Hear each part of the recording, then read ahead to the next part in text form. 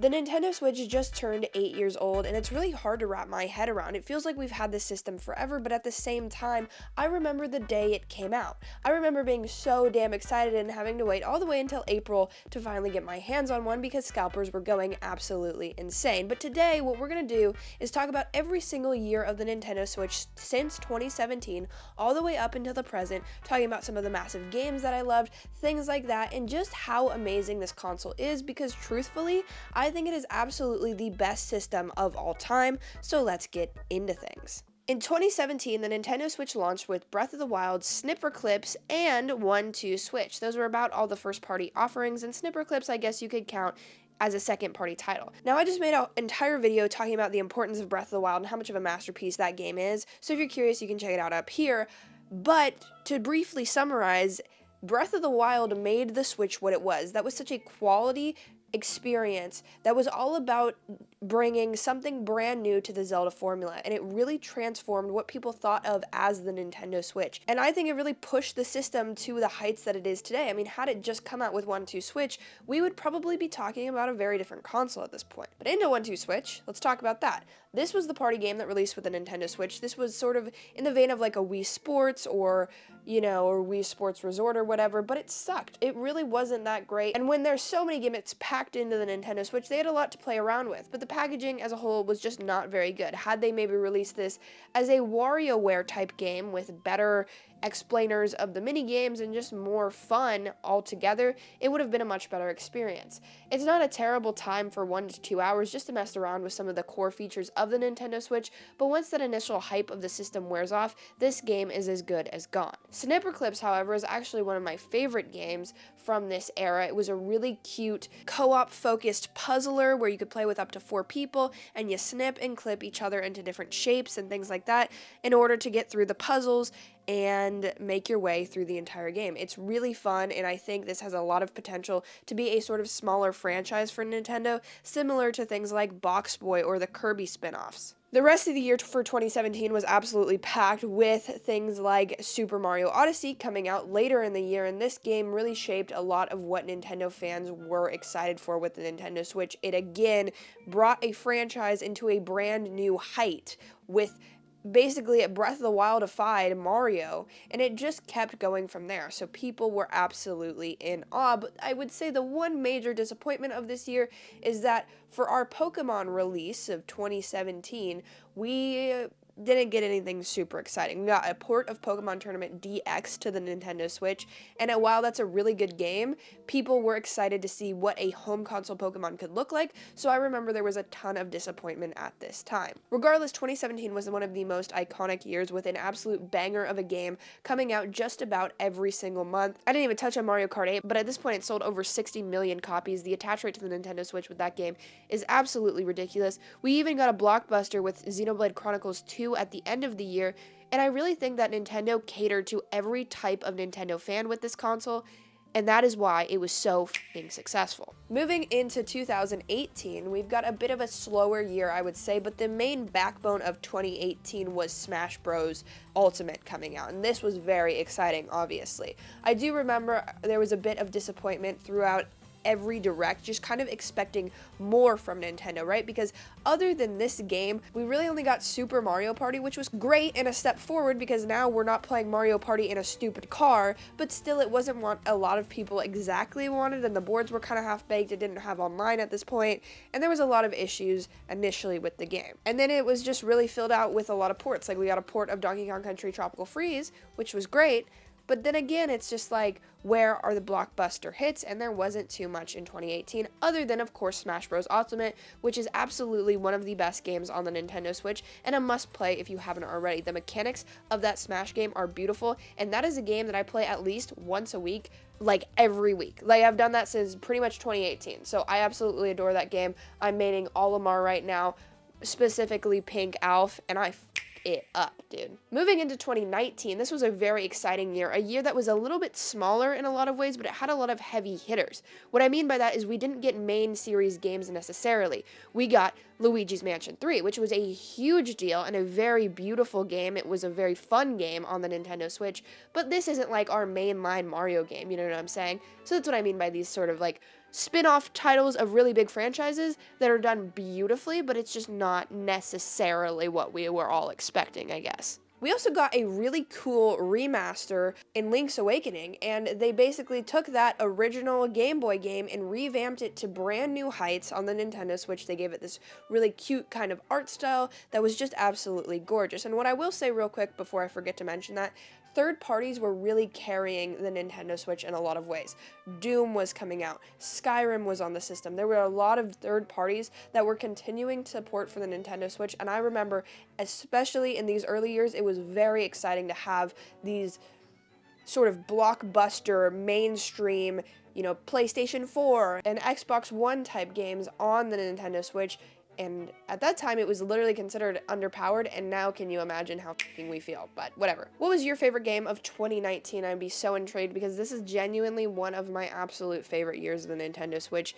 It kind of bangs. Moving on to 2020, this was a weird year, of course, because, well, the sickness happened and everybody was inside, and it was a very strange year. It halted a lot of development, but what Nintendo did was so fucking smart and so well timed for some reason. They released Animal Crossing New Horizons mere weeks before COVID really took over in the US and like everywhere else, I would say. And so Animal Crossing was a massive, massive release at this time. It really capitalized on people being home, having a lot of time on their hands, wanting to decorate, wanting to do a lot of their in real life activities, but now they could do it in a game. A life simulator like this at that time was absolutely perfect timing, and the game is really fun. I mean, they did drop support in the coming years, unfortunately, and that was made people really upset, but I think with the DLC that they did end up releasing later, it wasn't a bad thing. Like, I don't know, I feel like they had to move on to maybe create the new Animal Crossing game or something like that, and I'm not too upset that there aren't brand new updates coming every single month. This was one of the first Animal Crossing games I really got into and played. I'd played the one on the Wii just slightly with my cousin, but it wasn't a game that really grabbed me, and I didn't have it for myself, so I wasn't all about city folk. But going into this game, I really sort of made it my own. I remember having friends over to my island constantly as a way to socialize through COVID. I remember having my 17th birthday party in this fucking game. My birthday's in April, so it was right around the time that COVID was really in its heights. And Animal Crossing helped a lot with just making us feel more connected to one another. And there was a lot of great movements, especially like on YouTube and all over the place with this game, and the community that it created is absolutely unmatched. We got a lot of random games like Pokemon Mystery Dungeon, Tokyo Mirage Sessions, FE Encore, and Dr. Kaoshima's Brain Training for Nintendo Switch. And that game has such a weird story because they haven't localized it in the US. You can buy and import the PEGI version, which is what I did, but it was very bizarre, and I think they did that because you can't claim to make people smarter via a video game in the United States. I don't know. It's a really weird thing, but whatever. But the rest of the development for this year was really sort of scattered. We did get some cool games like Clubhouse Games 51 Worldwide Classics, which again was good timing because virtual board games at this time was absolutely genius. We also got cute little side projects like Jump Rope Challenge coming out, which was fantastic. And of course, this was Mario's 35th anniversary, which for some reason they very highly celebrated. Like, we got a Mario 35, which is basically Tetris 99, but Mario style, and that was a thing for a while until they unfortunately discontinued it. And they discontinued all of these things for some reason for Mario's 35th anniversary, like Super Mario 3D All-Stars, which is a fantastic package of most of the 3D Mario games like Super Mario 64, Mario Sunshine, and Mario Galaxy. For some reason, we didn't get Galaxy 2, which I thought was a little weird, but you know what? Beggars can't be choosers, and I was happy to be able to revisit Super Mario Galaxy on the Nintendo Switch, and it played fantastically, surprisingly. There was a lot of discourse this year about the sequel to Breath of the Wild. People were eagerly awaiting the next title from the Zelda team, and little did they know they had a long-ass wait. But in the meantime, they teamed up with the Warriors franchise and created Hyrule Warriors Age of Calamity, which is a very good Warriors game. Honestly, I'm not the biggest fan of that style. I'm not a big hack and slasher, and I feel like it's kind of mindless.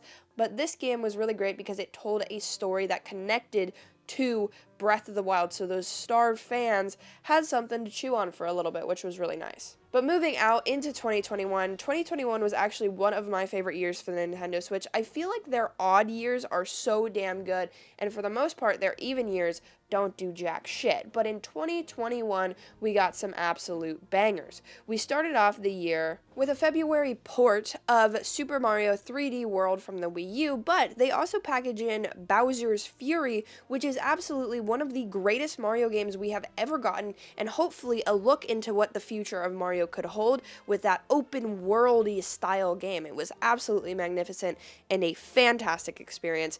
Definitely like the best Mario game. If it was a little bit longer, the absolute best for sure. We then got Pokemon Snap in March, which was a very exciting thing for a lot of Pokemon fans, as they'd been wanting a brand new Pokemon Snap forever. And new Pokemon Snap, while it wasn't perfect, I recently beat the game and I had a great time. It's just a very relaxing experience, so if that's something you like, you'd probably like the game quite a bit. Also, in March, we got a little bit of a weird one with Pac-Man 99 coming out. After they discontinued Mario 35, they gave us a brand new sort of online style game similar to Tetris 99, and we got Pac-Man 99. Now, again, spoiler alert, that game ended up getting delisted in the future, which literally sucks because that game was really fun and one of the only times I ever won in these battle royale type games. Tetris 99 kicks my ass every single time. I don't think I've won a single time, but I ended up getting a Pac 1, so that's pretty exciting. May was a total weirdo month because we got Famicom Detective Club remastered. The original games from the Famicom were completely redone in this beautiful sort of visual novel, like modern day anime style, and brought over to the Nintendo Switch to tell a really interesting story. They're not perfect games, but they're really cool, and it's great that Nintendo was going so far back in its history to bring those old experiences to a brand new audience, and it absolutely slapped. And spoiler alert, Nintendo liked what they did so much with that we ended up getting a brand new Famicom Detective Club game in a couple years ago. We also got Miitopia this month, and Miitopia is low-key my favorite RPG I've ever played. It is so damn funny, and it's such a simple battle system, but that's not what it's about. It's not really about battling. It's about the fact that you can have Phineas and Ferb on your team alongside Will Smith's Genie, and then the big bad is Dr. Doof or Reggie Fils-Aimé. You can do whatever you want. You can put all these different Mii faces on them. They had this really robust Mii creator. You could download them from the internet. Holy shit, it was beautiful. I need the Switch 2 to bring back Mii's in such a huge way, and I need them to incorporate the Mii maker that was in Miitopia because that shit was unmatched. We got a lot of weirdo stuff like Pokemon Unite, Game Builder Garage, a port of Zelda Skyward Sword, which was exciting, No More Heroes 3, which was underwhelming to a lot of people, but some people loved it, WarioWare Get It Together, Cruisin' Blast, which was very strange because it's not published by Nintendo, but it is a Nintendo arcade game. Such a weird release, but low-key kind of a lot of fun, and it's usually $20 places. If you like arcade racers, I highly recommend this one. You can race through the tracks as a dinosaur. It's hilarious. But the reason this year was so good was really just because of these last couple months. In October, we got Metroid Dread, and this is the 5th installment in the 2D Metroid series. And this is the 5th installment in the 2D Metroid series, and it was gorgeous. It was beautifully done. This game itself got me so into Metroid that at this point, I've gone back and played pretty much every single, mainline Metroid game, other than, of course, Zero Mission, which I will be streaming live on twitch.tv/JosieWoah, so come check me out over there. But it slapped. Metroid Dread was absolutely my favorite game of this year, and I had never played a Metroid game before this. I absolutely fell in love with this franchise. The idea of exploring, the excitement that comes with the boss battles, and the Emmys chasing you, and the movement that Samus had here was crazy. The story was kind of good. And for a Nintendo game, that was crazy for me. Then we had Mario Party Superstars later in that month, and that was a fantastic Mario Party game, the best Mario Party game on the Nintendo Switch because it took the best of the original few Mario Party games, packaged it into one thing, and put that game on the Nintendo Switch. It was absolutely the way to play for a long time. It incorporated online play finally. It was glorious. It was the return to form for Mario Party that we all needed. Then we got Pokemon Shining Pearl and Diamond, and they blow. They blow. I mean, those are terrible remakes, so Pokemon Company, you fucked it up with that, and not in the, cool, hey, yeah, fuck it up. No, you fucked it up, dude. It's not great. And the last first-party release for the Nintendo Switch was Big Brain Academy, which was a very strange release, but I'm always happy to have these smaller releases come out for the Nintendo Switch. The thing about 2021 is if you look at it on paper, I don't think it was that great of a year, because there was really only a few announcements that really excited me, but those main two, Metroid Dread and like Metroid just in general coming back, was massive, and as somebody who literally had never played Metroid before this, it fucking slapped so hard, and now I'm a Metroid fan, you know what I mean? Like, it got me in the door, and then I played Super, and then I almost, stopped the franchise altogether, but then I played Fusion, and I like it again, And Mario Party Superstars, that bangs, that absolutely bangs. It was such a fun time. I play that so often with my friends, and now it's obviously been replaced by the Switch's new one that we will talk about later in this video, but yeah, it absolutely bangs. Oh, 2022, you beautiful, sexy year. You killed it. Pokemon Legend Arceus starts out this whole thing. The best Pokemon game of the last 10 years starts the year in January. It started it so fucking strong. That is absolutely one of my favorite games on the Nintendo Switch. That is the best.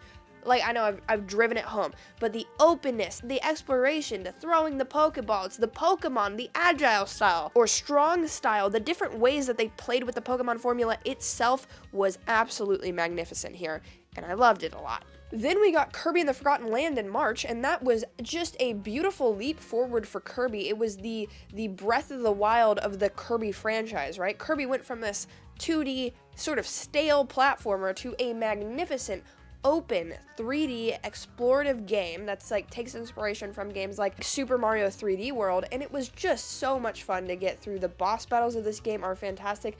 I ended up like 100%ing this game. I don't do that to too many games. I just actually had so much fun seeing the true ending as well. Glorious. Oh my god, Nintendo, you guys absolutely killed it with this game. Please keep them coming. I'm so excited for the Kirby franchise moving forward, honestly. April was bittersweet because I was looking so forward to Nintendo Switch Sports, and it came out and it was underwhelming as hell. I literally cannot believe how mid of a game this ended up being. The premise of a new Wii Sports game is fucking magnificent, and this is what we got, Nintendo. Please understand, your audience deserves way more. We want the Miis to be able to be played. And listen, I had fun with the game. I don't think it's that bad of a game, but I would never in my life play this over Wii Sports. I want a direct port of Wii Sports on the Switch. Don't change anything, don't touch it, don't upgrade the graphics. I don't give a shit, because that game had so much character, so much heart, so much fun, and this was like corporate greed, almost. It was like, oh, statistically, a Wii Sports game would do well because Gen Z likes Wii Sports, but then it just, you take all of the personality out of it, you take all the care out of it, you add in these overcomplicated sports. Where the hell was boxing? Where is boxing? Why can't I box Matt? That's gonna piss me off, you know what I mean? In June, this isn't first party, nothing first party came out really, but we got Teenage Mutant Ninja Turtles Shredder's Revenge. This is one of my favorite games ever created. Shredder's Revenge is fantastic. I'm a big beat 'em up fan, not this guy. The games though, I fucking love them. The way that they play, the simplicity, the beauty, everything about them, the pixelized graphics, especially with the newer stuff, gorgeous. So I was so looking forward to this game, and then I finally picked it up a couple months later. Glorious experience. One of my favorite things I've ever played in my life. Like, it was just so much fun. Like, and then I played Scott Pilgrim after this and the River City Girls. It got me started on this whole beat 'em up kick, and it was magnificent. Then we got a warrior style for Fire Emblem with Fire Emblem Warriors 3 Hopes, it was fine. It wasn't my type of thing, but for people who love the story in Fire Emblem, I think it was a great addition for them. We also got a Portal collection, which is kind of like a weird one, but those games are fantastic, so it's just great to see them come to the system. Live Alive came out in July, and this was a huge shock to me because I'm not a big fan of turn-based combat or JRPGs in general, but for some reason this game grabbed me, and I think it was just because I felt like I was making so much progress with every single story that I adored it. I ended up finishing this entire game. The art style of 2D HD is gorgeous, and tell me Pokemon wouldn't look beautiful in HD 2D. I mean, I'm literally so serious. If Game Freak would lock the hell in and put an HD 2D Pokemon game on the Nintendo Switch as a remake of the original couple, come on, man, I'd buy that so quickly. Just take a little bit more care in that shit. Come on. We got the Mario Kart 8 Booster Course Pack coming in August as well, which was kind of cool. I mean, it was fine. It's good that they added more content to that game. We definitely need a damn new Mario Kart game, and the new one in the Switch 2 trailer looks banging, so I'm excited about that. But we also got a random smaller release with Kirby's Dream Buffet. This was kind of like a Fall Guys take on Kirby. Awesome. It was really, really fun. One of my favorite just kind of smaller releases of the year. It captured just a lot of joy. Like, it was fun. And a lot of people fucking didn't like it, but it's like, what the hell do you expect from this tiny little Fall Guys inspired Kirby game? Like, it's not trying to change the landscape of gaming. You already got Forgotten Land. You know what I mean? Like, these people, you cry and you cry. Then we got Splatoon 3, which is one of my favorite games on the Nintendo Switch as well. I keep saying that for a lot of these, I realize, but this one really is. I play so much Splatoon. I love the movement mechanics that they went for. I was a little worried initially that it wasn't going to be different enough to differentiate itself from Splatoon 2, like to get maybe not as hardcore players to check it out, but I think it was fucking amazing what they did here. The story is awesome. The DLC that they released further down the line was also a lot of fun, and it's just a really great full package. And honestly, after playing Splatoon 3, going back to Splatoon 2 is not something I even sort of wanted to do. Then we got Xenoblade Chronicles 3 and Mario Rabbids Sparks of Hope, two very different RPGs coming out in October. Xenoblade Chronicles 3 was a great game. I played kind of a lot of that game, and then they just kept adding more and more and more battle mechanics, and I got so lost. Like, it was really hard to keep track of, and then I stopped for a little bit, and you know how hard it is to go back to that game after, like, I don't know, I think I had like 70 hours in that game. 70 hours of consistent play, and then it just gets all freaking wiped away. It was upsetting. And in November, we got Pokemon Scarlet and Violet, a Pokemon game that I kind of had a ton of fun with, but there's so many issues, Pokemon. I mean, that game is the epitome of a rushed job, and I'm really hoping that the next generation takes a lot more care and makes a much better game. But the formula that they had there, I thought was fantastic. So I'm really looking forward to what the Pokemon Company does in the future. Pokemon Legends ZA looks pretty good, you know, all things considered. And then in December, we got another drop of the Mario Kart Booster Course Pass. I believe this was the third pack of it, released the Santa, you know, the Christmas-themed one. They took a lot of tracks from Mario Kart Tour and brought them over. They didn't really have the same quality as the initial, like, 48 tracks, but it was always good to just get more and new content in this. At this point, like, when did that come out? When did that game come out? So long ago. It's such an old game. Like, it was nice to see something new. Oh, 2023. You stole my fucking heart. I love 2023. 2023 rivals 2017 in my mind. We got banger after banger after banger. So let me tell you about it. In January, we got Fire Emblem Engage, one of my favorite Fire Emblem games because I felt like the battle system was better than it ever has been. I don't think the story was as peak as it was in Three Houses, but it was a damn good game in my opinion, and I had a great time with it. One of the only Fire Emblem games I've ever completed as well. So starting out the year in January, that was a banger. Then in February, we got a surprise shadow drop of Metroid Prime Remastered, which is absolutely insane. This is a game that people have been looking forward to coming out on the Nintendo Switch forever, and people were highly anticipating it, and to finally see it and what it looks like and all the graphics and stuff like that, this game really pushes the Nintendo Switch to its graphical, you know, limit in a lot of ways, and it looks gorgeous. It was also my first time ever actually, like, beating and playing through the game itself. I'd messed around a while ago, but I just didn't really know what I was doing, and so playing this game for the first time, magical experience. Kirby's Return to Dreamland Deluxe also came out at the end of February, and I really enjoyed this. It's a port of the game from the Wii, and it's like brought with a new art style. I don't love the art style too much, but they added a whole second campaign with Magalore's epilogue, and it basically felt like a beat 'em up adjacent thing. It was really great. I loved it. Then in May, we got The Legend of Zelda Tears of the Kingdom, obviously the long-awaited sequel to Breath of the Wild. This game was magnificent. It improved every single thing from Breath of the Wild, had a lot of quality of life improvements as well, and just really allowed you to fully explore. Now, some people don't love the, you know, building mechanics of the game, and they sort of Minecraftified it, but I adored that. It felt like there was never any wrong way to approach anything. You could cheese your way through the game however you wanted, or you could also like do it the more traditional and intended route, and it was glorious. They improved the dungeons with the temples, and I thought they were like done really well. The boss battles were fun. The abilities were pretty good, but I didn't love like how you have to go up to them and like interact with the character in order to activate their ability. Like that pissed me off a little bit. But I mean, more Breath of the Wild, come on, I'm gonna take it all day, every day. And this game is the perfect sequel, in my opinion. July had Pikmin 4, one of my favorite games ever on the Nintendo Switch, like my top 1 or 2. Gorgeous game. They killed it, and bringing back Pikmin is a beautiful thing, you guys. They brought back new mechanics with Ochi, tied in different stories, stuff like that. I mean, it was a fun-ass game, and just all of the exploration you could do, night missions, and like all of the new stuff that they added, Dandori battles, like making an actual mechanic out of just like being highly proficient in a Pikmin game. Gorgeous. This game slaps. You need to play Pikmin 4 if you haven't already. And then, quickly after that, Super Mario Wonder, the best 2D Mario we have gotten since Super Mario World. I will say it. It outpaces any modern 2D Mario we have gotten by miles and miles. The art style is gorgeous. The characters are expressive. The platforming is fucking wonderful. You can become an elephant for some reason. It's so much fun. This is one of the best games ever, and I guess I literally cannot stop saying that. But if that goes to show how gorgeous of a library the Nintendo Switch has grown over the years, come on, you have to pick the system up. You have to play these games, or I guess you could wait for the Switch 2 because it's going to be backwards compatible. But if you haven't ever had a Switch, there's so many wonderful experiences that you have to check out. And then in November, Super Mario RPG. Are you kidding me?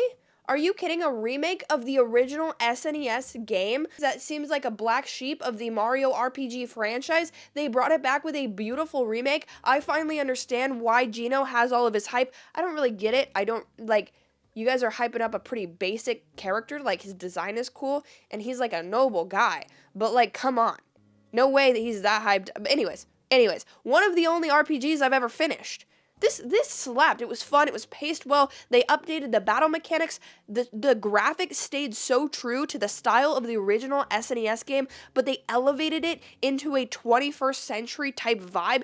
Gorgeous. Are you joking? And then to top it off, 2023 was the best year probably of all time. I have to say it. Because then you get F-Zero 99. The 99 format is finally taking a classic Nintendo franchise and making it so special. Yet again, people are frothing at the mouth for another F-Zero anything. And so by them giving us this taste, come on, they haven't forgot about the franchise. It's such a fun 99 game. It's the only 99 game that I play consistently. I love F-Zero 99. It's so much fun. This was also the year of the Mario movie. So, like, they just had banger after banger after banger in 2023, and talking about it out loud, has to be the best year for the Nintendo Switch ever. It was fantastic. 2024 was definitely more of a modest year, but I do think we still had some bangers. Princess Peach finally got her own game in March with Princess Peach Showtime, and was actually a pretty fun experience. We also got some smaller titles, like Another Code Recollection, which wasn't terrible, and Mario vs. Donkey Kong, which isn't the new Donkey Kong game I won, but I didn't hate it, and it was a fun little time in the early months. And at the end of the year, I think was really where it started to shine, though, because we got games like The Legend of Zelda Echoes of Wisdom, which is a marrying of the 2D Zelda formula with a lot of the Breath of the Wild and Tears of the Kingdom ideas and mechanics just like thrown together. It was a really open 2D explorative Zelda game, and it's absolutely one of my favorite Zelda games ever. I had so much fun with it, and Zelda finally got her own game. This was a year of the Nintendo ladies, so you love to see it. Then we got the best Mario Party we have ever gotten with Super Mario Party Jamboree. This is the Switch exclusive Mario Party that we have been waiting for. It basically brings the best parts of the original Super Mario Party from 2018 and just like puts that with a whole, a lot of content, really good features that were here, a lot of different side modes as well. It's awesome. This was one of my favorite experiences of last year. I beat the entire single player campaign for some reason as well. It was pretty fun. In case I forget, we got a couple RPGs this year, which was really random, and it feels like we've just gotten RPG after RPG after RPG, and specifically Mario RPGs, because this year we got a remake of Paper Mario Thousand Year Door, one of the best Mario RPGs that everybody talks about absolutely loving. Confessionally, I still haven't beaten that game. I need to sit down and actually finish it because I'm very, very close, and it's a great game. But, you know, sometimes I'm just not into, like, just that style, you know what I'm saying? But then, at the end of the year, we also got Mario and Luigi Brothership, which is a return of the Mario and Luigi franchise. Super fun games. I love the art style, except for sometimes the colors in that game are so weirdly muted, in my opinion. I don't know. They look kind of weird to me. But I thought it was a pretty fun game. It got dogged on a lot, and a lot of people didn't like it. But, like, if you like the Mario and Luigi franchise, it seems like this is a great game for the most part. Like, there were some things that pissed people off to a certain degree. And obviously, you know, it's not great. But I honestly am happy that we even saw anything from this franchise again, because the team behind it, Alpha Dream, was completely disbanded a couple years prior. Now, looking at 2025, the only game we have had so far was Donkey Kong Country Returns HD. And that game slapped. I had a great time streaming it and stuff like that. But it's like, it's not. So like, this year, it's really gonna be about the Switch 2, I think, and ramping up for that. I've played quite a bit of like smaller indie titles this year so far that I've been really enjoying. Getting into more games outside of the Nintendo Switch as well a little bit, with like Marvel Rivals and crap like that, and Fortnite, which I've honestly been invested in for a while. I love Fortnite. But 8 years of the Nintendo Switch. It's honestly really hard to believe that it's been so long, because I do, like I said in the beginning, like I remember the launch of this system. I remember all of the hype and excitement around the system. I remember waking up early for school, like for almost a consistent month, trying to get this thing, and then I had to end up buying this huge bundle from GameStop for like $700, but it came with a lot of stuff that was like, ended up being equaling that exact amount of money, but it was crazy, the scalpers, and even like what GameStop was doing with that. You couldn't just get a normal one. So I got it packaged with like the yellow Joy-Cons and ARMS and a few other accessories. ARMS has a soft spot for sure for me. There's a lot of like weird games on the system. There's a lot of games on the system, period. I mean, 8 years of this system consistently having bangers. There's always like 2 to 3 fantastic games every single year. And so the fact that the library has stayed as strong as it has, the fact that the fan base has stayed so consistent with this thing, like it really goes to show how much care Nintendo put into this console. And I immeasurably look forward to the Nintendo Switch 2, but it can never be forgotten how impactful the Nintendo Switch itself was on gaming as a whole even. I mean, it changed the way people play games. It created a new style with hybrid gaming. It packed so much like technology in those little Joy-Cons. It was a system that really transformed the way people think about video games, the way people play games. I used to take this thing with me all the time, playing Mario Kart with a sideways Joy-Con on the plane, whatever.